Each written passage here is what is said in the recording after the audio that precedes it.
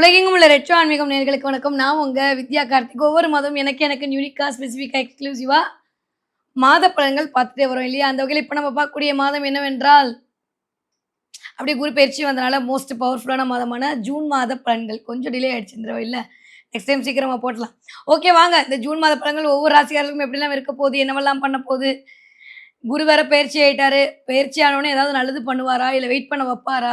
ஆனா இந்த தடவ கோச்சாரம் அப்படி இல்ல. எல்லாத்துக்குமே ஒரு மாரியான ஒரு மிக்ஸ் மேட்சான பலன குடுக்குற மாரியான ஒரு கோச்சார அமைப்பு. அதாவது இந்த எதிரிக்கு எதிரி நண்பன் அப்படின்ற மாரி ஒரு பக்கம் கான்செப்ட். இல்லாட்டி நண்பனுக்கு நண்பன் 2 பேரும் சேர்ந்து எதிர்க்கிறது. இந்த கான்செப்ட் ஒண்ணு இருக்கும். இது கொஞ்சம் வித்தியாசமான அமைப்புல இந்த தடவ தேவகுரு, அசுரகுரு 2 பேரும் இணைந்து கடகத்துல இருந்து அருள் பாவிக்கக்கூடிய ஒரு மாதமா, த மோஸ்ட் பவர்ஃபுல் மாதமா இந்த ஜூன் மாதம் இருக்க போகுது. சரி வாங்க ஃபர்ஸ்ட்டு கிரகநிலைகள் எப்படி இருக்குன்னு பார்த்தோம்னா, ஆரம்பிக்கும்போது 1ஆம் தேதியே குரு பாய் பாய் சொல்லிட்டு உச்ச வீடான கடகத்தை நோக்கி தன்னுடைய பெயர்ச்சி ஆரம்பிக்கிறார். எக்ஸாக்ட்டா சொல்லணும்னா 2ஆம் தேதி வந்து குரு வந்து கடகத்தில் அமர்ந்து விடுவார். ஸோ குருவோட பொசிஷன் மிதுனத்தில இல்ல கடகத்தில இருக்க போகுது. ஓகே.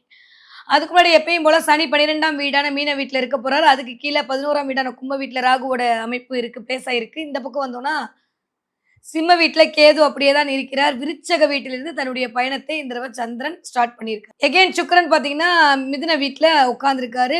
ஆட்சி பலம் வாங்கி புதனும் அந்த இடத்துல அமர்ந்திருக்கிறார். செவ்வாய் தன்னுடைய ஆட்சி வீடான மேஷ வீட்ல பலம் பொருந்தி அமர்ந்திருக்கிறார். சூரியன் வைகாசி மாதம் என்று சொல்லக்கூடிய ரிஷப மாதத்தில் சூரியன் தன்னுடைய சஞ்சாரத்தை இருப்பை வைத்திருக்கிறார். இந்த மாதிரியான ஒரு அமைப்பு மாதம் ஆரம்பிக்கும்போது இருக்கு. ஓகே. இதுக்குள்ள என்ன பெயர்ச்சி ஆகப்போகுது அப்படின்னு பார்த்தீங்கன்னா, 15ஆம் தேதிக்கு அப்புறம் சூரியன் என்ன பண்ண போறார்? ரிஷபத்திலிருந்து மிதுனத்துக்கு தன்னுடைய பயணத்தை நோக்கி நகரப் போகிறார். ஓகே. சரி வாங்க பார்க்கலாம். ஒவ்வொரு ராசிக்காரர்களுக்கும் இந்த ஜூன் மாதம் எப்படியெல்லாம் இருக்க போகுது, கிரகங்கள் என்னவெல்லாம் பண்ண போறாங்கன்னு பார்த்தா தன்னுடைய சிந்தனையால், செயல்பாட்டால் அனைவரையும் சொக்க வைக்கும் என் மனதிற்கு பிடித்த சிம்ம ராசினியர்களுக்கு சிம்ம ராசினியர்களுக்கு இந்த 1 மாத காலம் எப்படி இருக்க போகுது? என்னவெல்லாம் பண்ண போகுது அப்படின்னா, தாறுமாறா இருக்க போகுது. ஆல்மோஸ்ட் 1ஆம் தேதி வந்து குரு உட்கார்ந்து சனிய பார்த்து, "ஏய் நோ, நோ, நோ என் பிள்ளை எதுவும் பண்ணாதன்ற" மாரி தன்னுடைய பாக்கிய பார்வையான 9ஆம் பார்வையால் அருள் பாவனை செய்ய காத்திருக்கிறார். ஓகே. இது ஒரு பக்கம். அப்ப 8ஆம் இடத்துல இருக்கக்கூடிய சனிக்கு குருவோட பார்வை இருக்கு. அப்ப இந்த 8ஆம் இடம்ன்றது விரிவுபடும். ஓகே. அது ஒரு பக்கம் அப்படியே இருக்கட்டும். மிஸ்டர் ராசிநாதன் இருக்கார்ல, ஒவ்வொரு மாசமும் ஊரெல்லாம் போயிட்டு இருக்கக்கூடிய மிஸ்டர் ராசிநாதன். முதல் 15 நாட்கள் வேலையில பயங்கரமான ஒரு டென்ஷன குடுக்க போறாரு. ஆஃப்டர் 15ஆம் தேதிக்கு அப்புறம் தான் வேலையில் ஒரு நிதானமும், ஒரு செயல்பாடும் வரும். அதுவரைக்கும் பிரச்சனை, பிரச்சனை, பிரச்சனை. ஏன்னா 10ஆம் வீட்டு அதிபதியான சுக்கிரனும் வந்து குருவோடு அமர்ந்து உங்களுடைய 12ஆம் இடத்தில் அருள்பாவனை செய்ய போறார். 8ஆம் தேதியிலிருந்து 15ஆம் தேதி வரைக்கும் சிம்ம ராசிக்காரங்க வேலையில ரொம்ப ரொம்ப கவனமா இருக்கணும். தேவையில்லாத வீண் பழி ஏற்றுக்கொள்வதற்கான காலம், வேலையில டென்ஷனா இருக்கக்கூடிய காலம் எல்லாத்தையும் இந்த குருவும், சுக்கிரனும் சேர்ந்து கும்மி அடிக்க போறாங்க. சிம்ம ராசிக்காரங்க தான் உலகத்துக்கே டஃப் குடுப்பாங்க. இந்த தடவ சிம்ம ராசிக்காரங்களுக்கே இந்த கிரகம் இந்த தடவ சேர்ந்து மொத்தமா ஒரு பெரிய எப்படி பாத்துரலாம்? நம்ம தான் சுனாமியிலே ஸ்விம்மிங் அடிக்கிறவங்களாச்சே! இதெல்லாம் ஏமாத்துறோம். இந்த கோச்சார கிரகம்லாம் ஏதாவது பண்ணிடுவானே!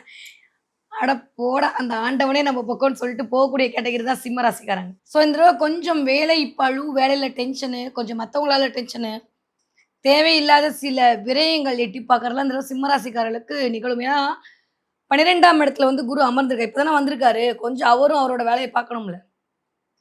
அதுக்கப்புறம் ரிக்வெஸ்ட் பண்ணி, "எப்பா சுபவிரயமா பண்ணுப்பா, ரொம்பலாம் டென்ஷன் படுத்துறாதப்பா. நானே இங்க சனி ஓட்டா படாத பாடு பட்டுட்டு இருக்கேன். நீயும் சேர்ந்து படுத்தாதப்பான்னு" அப்புறமா ஏதாவது மானே, தேனே, பொன்மானே போட்டு குருவ சமாதானப்படுத்தலாம். இப்போதைக்கு இப்ப தான் வந்து இறங்கி இருக்காப்ல. சரி இந்த 1 மாச காலம் விட்டுருவோம். கொஞ்சம் இந்த 1 மாச காலம் கண்டிப்பா சிம்ம ராசிக்காரர்களுக்கு தேவையில்லாத பொருளாதார செலவுகள் ஏற்படுவதற்கான வாய்ப்புகள் இருக்கும். அதுவும் இவர் காலபுருஷனுக்கு 5ஆம் வீட்டு அதிபதியா, பிள்ளைகள் மூலமாக சில செலவுகள், பெயர், புகழ், அந்தஸ்து, கௌரவத்திற்காக சில செலவுகள்லாம் மேற்கொள்ள வேண்டிய சினாரியோவ குரு செவ்வனே குடுப்பாரு. ஏன்னா, கலைஞர்களுக்கு ஏன்னா கலைத்துறை தான் சுக்கிரன். பெண்களுக்காக சில செலவுகள் மேற்கொள்ளுதல், பெண் குழந்தைகளுக்கு சில செலவுகள் மேற்கொள்ளுதல், இதெல்லாம் சிம்மராசிக்காரங்க இந்த தடவ பண்ணியே தீருவாங்க, பண்ணணும். சுக்கிரன் ஆல்மோஸ்ட் 10ஆம் வீட்டு அதிபதி. அந்த 10ஆம் வீட்டு அதிபதியும், குருவும் இணைந்து 12ஆம் இடத்துல. அப்ப வேலையில விரயங்கள் ஏற்படும். வேலையில நியூ பிகினிங் ஸ்டார்ட் பண்ணணும். உன்னை இழந்து உன்னை பெறுதல் தான் 12ஆம் இடம். அப்ப நெறைய தூக்கத்த கெடுத்து, நிம்மதிய கெடுத்து, உடல் உழைப்ப குடுத்து, வேலைக்காக உசுரா உழைக்க வேண்டிய கட்டாயத்த 15 நாட்களுக்கு சிம்ம ராசிக்காரர்களுக்கு 8ஆம் தேதியிலிருந்து 15ஆம் தேதி வரைக்கும் கண்டிப்பா கொஞ்சம் கவனமாக இருக்கணும். அந்த 1 வார காலகட்டம் ரொம்ப கவனம். யாரு? சிம்ம ராசிக்காரங்க. ஏன்னா சுக்கிரனுடைய குருவும் சேர்ந்து இந்த இடத்துல கிரக யுத்தத்த தான் நடத்தும். எனக்கு தெரிஞ்சு அது பெருசா ஒண்ணும் அப்படியே எதுக்கு நான் எல்லாம் பொய் சொல்லிட்டு. ஸோ சிம்ம ராசிக்காரர்கள் எனக்கு தெரிந்து 8ஆம் தேதியிலேருந்து 15ஆம் தேதி வரைக்கும் கவனம், கவனம், கவனம். ஓகே. 15ஆம் தேதிக்கு அப்புறம் 11ஆம் இடத்துல போய் ராசிநாதன் அமரப் போறார் அப்படின்றது லாபத்தை பன்மடங்காக்குவார். இப்ப பண்ண வேலைக்கான ஒரு சினாரியோ 15ஆம் தேதிக்கு அப்புறம் தெரியும். அப்போ உங்கள மாரி உண்டா, உங்கள மாரி உண்டா, உங்கள மாரி உண்டான்ற மாரி நெறைய வந்து புகழ் கிடைக்கும். பெயர் கிடைக்கும். நீங்க வேலை பார்க்கக்கூடிய சிம்ம ராசிக்காரங்களுக்கு இப்படி இல்ல. நீங்க பிசினஸ் பண்றீங்க அப்படின்னா, தொழில்ல நெறைய இன்வெஸ்ட்மென்ட் பண்ண வேண்டியிருக்கும். ஆஃப்டர் 15ஆம் தேதிக்கு அப்புறம் எந்த இன்வெஸ்ட்மென்ட்டா இருந்தாலும் வச்சுக்கோங்க. சிம்மத்துல ஒரு பிளானட் இருந்தாலுமே கொஞ்சம் தொழில்ல கவனமா இருக்கணும் இந்த தடவ. சிம்ம ராசி தொழில் பண்ணக்கூடிய, தொழில்ல இருக்கக்கூடிய ஆட்கள் 15ஆம் தேதிக்கு அப்புறம் கொஞ்சம் கவனம். மிகுந்த எச்சரிக்கையோடு கையாள வேண்டிய சூழல். என்ன மேடம் நீங்க இப்படிலாம் சொல்ல மாட்டீங்க சிம்மத்துக்கு. நீங்க இப்படி சொல்றீங்கன்னா, இந்த தடவ கொஞ்சம் அப்படிதான் இருக்கு. நான் தான் ஆல்ரெடி சொல்ட்டேனே. தங்கத்த சுட சுட புடம் போட தாங்க ஜொலிக்கும். கல்ல அடி வாங்குற கல்லு தாங்க சிலையா நிக்கும். அந்த மாரி இந்த தடவ அஷ்டம சனியும் சரி, குருவும் சரி, இந்த தடவ சிம்ம ராசிக்காரர்கள புடம் போட்ட தங்கமா மாத்தப் போறாங்க. நெறைய வாழ்க்கை அனுபவங்கள ஃபேஸ் பண்ண போறீங்க. ஒண்ணுமே நீந்த தெரியாத ஒருத்தன கடல்ல தள்ளி விட்டா எப்படி உயிருக்கு போராடி நீந்தி நீச்சல கத்துப்போனோ, அந்த மாரி இந்த தடவ சிம்ம ராசிக்காரர்கள பிரபஞ்சம் வந்து சனிப்பிடியிலயும், குருப்பிடியிலயும் குடுத்துருக்கு. நான் அப்படிதான் சொல்லுவேன். நெறைய அனுபவங்களை கத்துக்க போறீங்க. யார, எங்க, எப்ப வைக்கணுன்ற கிளாரிட்டி கிடைக்க போகுது. நெறைய பேருக்கு ஏன்டா வேலைக்கு போறோம்ன்ற சினாரியோ உருவாகும். வேலை மீதான ஒரு விரக்தி. எல்லார் மேலயும் விரக்தி. ஏன்னா, அது கேது பண்ற வேலை. ஒரு மாரியான ஒரு ஸ்டேட்டஸ். நீங்களே இப்படி இருந்தா நான்லாம் என்னத்துக்கு ஆறது? நான் ஏற்கனவே சொன்ன மாரி சிம்ம ராசிக்காரங்கலாம் இப்படி இருந்தீங்கன்னா, நான்லாம் என்ன பண்றது? இந்த விடுத கதையா இந்த வாழ்க்கை அப்படிதான் போகுது சிம்ம ராசிக்கு. எல்லாம் சரியா போயிடும். ஆல்மோஸ்ட் ஆகஸ்ட் 30 தாண்டிச்சுன்னா ராஜயோகம் தான். சிவராஜ யோகம். ஏன்னா, அக்டோபர்ல குரு வேற அதிச்சாரமா வந்து உட்கார்ந்து சிம்மத்துல உட்கார்ந்திருப்பாரு. டானா திரும்ப நிப்பீங்க. இப்பயும் டானு தான். ஆனா என்ன கொஞ்சம் டான்னு சொல்ல முடியாத அளவுக்கு எல்லாரும் டென்ஷன் படுத்தி டன்னா போயிட்டு இருக்கு வாழ்க்கை. அது எல்லாம் சரியா போகுது. வேலையில கொஞ்சம் கவனம். பேச்சுல கொஞ்சம் நிதானமா இருக்கணும். நெனைக்கிறத பண்ண முடியலையேன்ற ஒரு ஆதங்கம் எங்கேயோ ஒரு இடத்துல உள்ள உட்கார்ந்திருக்கும். ஆனா நெறைய பேருக்கு திருமண வாய்ப்புகள் நடக்கும். இந்த குருவுடைய இந்த 12ஆம் இடத்து அமைப்பு சுபத்துவம் திருமண வாழ்க்கைக்குள் கொண்டு போகும். ஸோ திருமணம் ஆகாத சிம்மராசிக்காரர்களுக்கு திருமண வாய்ப்பு அமையும். திருமணம் ஆன சிம்மராசிக்காரர்களுக்கு இல்லறத்துல ஒரு சின்ன சின்ன கிளாஷ உருவாக்கும். ஹெல்த் ரீதியா இருந்த பிரச்சனை சரியா போகும். பட் மன ரீதியாக லெட்டிலா கொஞ்சம் ஒரு மாரி ஒரு அப் அண்ட் டவுன்ஸ் ஒரு நிறைய மூட் ஸ்விங் வந்துட்டே போகும்.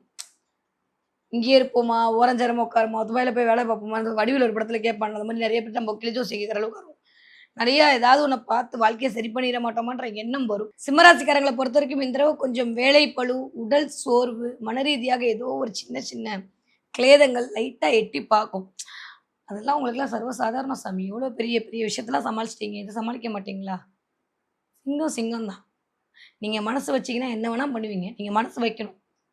சோர்ந்து மட்டும் போயிடாதீங்க. ஜெயிக்க பொறந்தவங்க நீங்க. இத்தன பேருக்கும் நீங்க தான் வெளிச்சம் குடுக்குறீங்க. அத மட்டும் மைண்ட்ல வச்சுக்கிட்டீங்கன்னா போதும். சிம்ம ராசிக்காரர்களுக்கு இந்த தடவ கொஞ்சம் ஒர்க்கு திட்டமிடுதல் தேவைப்படுது. அந்த இடத்துல செக் வைக்கிறாங்க. அதனால அத மட்டும் கொஞ்சம் கவனமா போடுங்க. எதா இருந்தாலுமே வேலைய முடிச்சு டிக் பண்ண பழகிக்கோங்க. ஒரு 2 மாசம் அத ஃபாலோ பண்ணீங்கன்னா, சிம்ம ராசிக்காரர்களுக்கு எல்லாமே சூப்பர். இந்த திட்டமிடல் அப்படின்றது அந்த திட்டமிடலோட இந்த 3ஆம் அதிபதி தான் போய் இந்த 12ல உட்கார்ந்திருக்காரு. அப்ப இந்த திட்டமிடல்ல இருக்கக்கூடிய அந்த சின்ன சின்ன விஷயத்த மட்டும் சரி பண்ணிட்டீங்கன்னா போதும். ஸோ பிளானிங் பக்காவா இருந்ததுன்னா, சிம்ம ராசிக்காரர்கள் இந்த தடவ அடிச்சு தம்சம் பண்ணிட்டு போயிட்டே இருப்பீங்க. ஸோ அதுல எதுவும் ஒரு டிலே வராம பார்த்துக்கங்க. நெறைய மேனிஃபெஸ்டேஷன் பண்ணுங்க. நீங்க நினைக்கிறது தான் நடக்க போகுது. ஸோ சிம்ம ராசிக்காரர்களை பொறுத்தவரைக்கும் கொஞ்சம் வேலையில் கவனத்தோடும், உடல்நிலையில் அக்கறையோடும், பழகுற மக்களிடம் ஒரு ஒரு ஒரு ஒரு ஒரு ஒரு டிஸ்டன்ஸோடயும் நீங்க இருந்துட்டீங்க அப்படின்னா, தேவையில்லாத மனக்லேதங்கள் உங்கள எட்டி பார்க்காது. குலதெய்வத்துடைய அருள் வேற லெவல்ல இருக்கு. 12ஆம் இடத்துல வந்து குரு அமர்தல், சுக்கிரனும் அமர்தல்ன்றது பெண் தெய்வத்துடைய ஆளுமை, பெண் தெய்வத்துடைய எனர்ஜி சூப்பரா இருக்கு. ஆண்களா இருந்தா பெண்கள் மூலமாவும், பெண்களா இருந்தா ஆண்கள் மூலமும் ஒரு நல்ல ஒரு அனுசரணை கிடைக்கும்.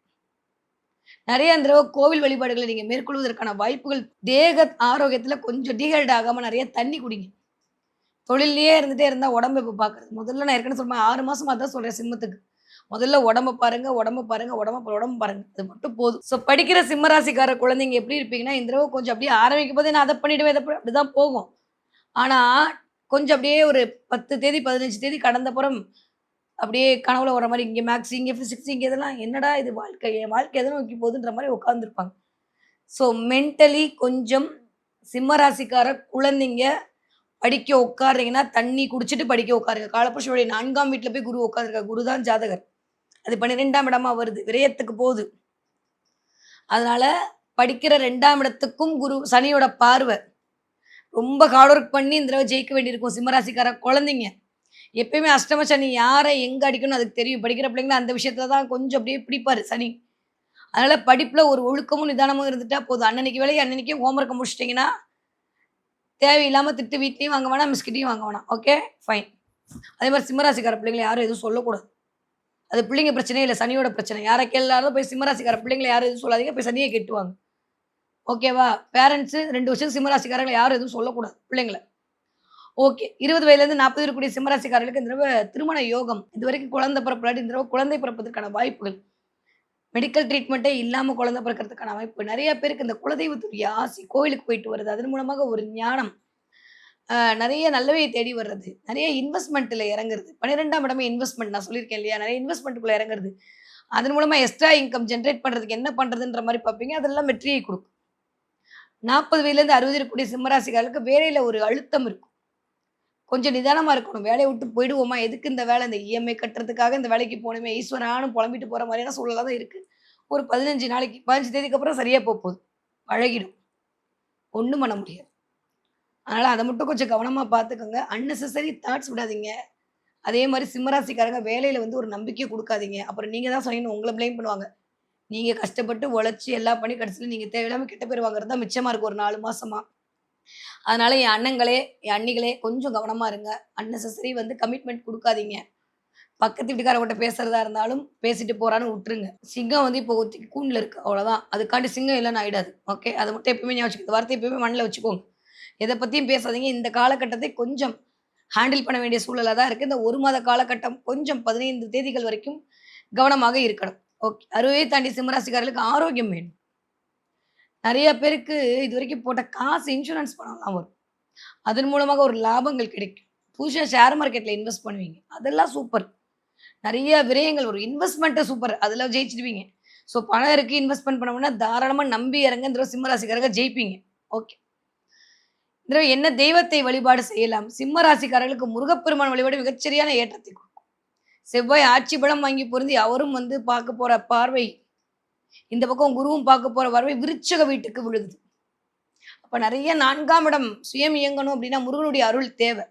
முருகப்பெருமானுடைய அருள் மூலமாக சிம்மராசிக்காரர்கள் சிந்தையெல்லாம் செயல்படுத்தக்கூடிய வண்ணமாய் அது மலரும். கேதுவுடைய ஆதிக்கத்தை அது குறைக்கும். அப்ப கேது அப்படின்னாலே பாம்பு கிரகம் நம்மளுக்கு தெரியும். அப்ப பாம்போடு இருக்கக்கூடிய முருகனை வழிபாடு பண்றது இல்ல பாம்பு புத்துல போய் நமஸ்காரம் பண்றதுதான் சிம்மராசிக்காரர்களுக்கு இந்த தடவை மிகச்சரியான ஞானத்தையும் ஒரு நல்ல தைரியத்தையும் கொடுக்கும். ஏன்னா 7ஆம் இடத்துல வேற ராகுடைய பொசிஷன் அவ்வளவு நல்லா இல்ல. அப்ப நம்ம என்ன பண்ணாலும் ஆப்போசிட்ல இருக்கிறவங்க நம்மளுக்கு இடைஞ்சல் பண்ணிக்கிட்டே இருப்பான். அதனால அதுல கொஞ்சம் கவனமாக இருக்கணும்.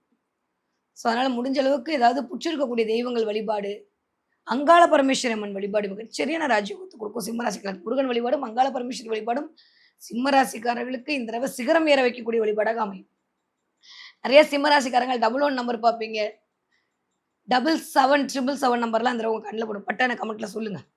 நெறைய ஞான மார்க்கத்துக்குள் பயன்பட வேண்டிய நெறைய பிரபஞ்சத்துடைய அறிவை ஏதாவது காஸ்மிக் எனர்ஜிய ரிசீவ் பண்றதுன்றதுக்கே ஒரு சூப்பர் பவர், சுப்ரீம் பவர் வேணும். அது சுப்ரீம் பவராக காந்தமாக சிம்மராசிக்காரர்கள் இந்த மாசம் மாறப் போறீங்க. அதனால பெருசா கவலைப்பட வேணாம். சூப்பரா இருக்கு. இந்த தடவ நீங்க என்ன பார்ப்பீங்க அப்டின்னா, நெறைய சிம்ம ராசிக்காரங்க இந்த தடவ கலர்ஃபுல்லான லைட் பார்ப்பீங்க. சிம்ம ராசிக்காரங்க நெறைய பேரு ஒட்டகம் பார்ப்பீங்க. பார்த்தீங்கன்னா எனக்கு கமெண்ட்ல சொல்லுங்க. நான் எங்க மேடம் பாலைவனத்துக்கு போறது? நெறைய பேர் கண்ல ஒட்டகம் படும். சிம்ம ராசிக்காரங்க ஏதாவது ஒரு இடத்துல ஒட்டகத்த பார்ப்பீங்க. கலர்ஃபுல்லா லைட் பார்ப்பீங்க. இது 2ம் இந்த தடவ சிம்ம ராசிக்காரர்கள் கண்ல படும். எப்படி ஒட்டகம் கொஞ்சம் தண்ணிய வச்சுட்டு ஒரு கிடைக்கிற வரைக்கும் உயிர் வாழுமோ, அந்த மாரி இந்த தடவ நீங்க இருக்கிறதை வைத்துக்கொண்டு கொஞ்சம் இறுக்கமான சூழலில் இருக்க வேண்டும். கவனமா இருக்கணும். வார்த்தைய விட்றாதீங்க. கொஞ்சம் பொறுத்துக்கங்க அப்படின்னு சொல்லக்கூடிய சமிக்கைகளாக தான் இத பார்க்க போறீங்க. யாரெல்லாம் கலர்ஃபுல்லான லைட் பார்க்குறீங்களோ, கலர் கலரா லைட் இருக்கக்கூடிய இடத்துக்கு போறீங்களோ, அது உங்க கண்ல படுதோ, உங்களுடைய வாழ்க்கை வசந்தமயமாக போது. கவலைப்படாத அப்படின்னு சொல்லக்கூடிய சமிக்கைகளாகவும் இது நடக்கும். டிபெண்ட்ஸ் அப்பான் உங்களுடைய தசாபுத்தியை பொறுத்து. முடிஞ்ச அளவுக்கு சிம்ம ராசிக்காரங்க வெள்ளிக்கிழமை பக்கத்துல இருக்கக்கூடிய அம்மன் கோவில்ல ஏதாவது புத்து இருக்கு அப்படின்னா, போய் இது மேல மஞ்சள் பொடி போட்டு நமஸ்காரம் பண்ணிட்டு வாங்க. அதுவே மிகச்சிறிய ராஜயோகத்தை இந்த சிம்ம ராசிக்காரர்களுக்கு கொண்டு வந்து சேர்க்கும்.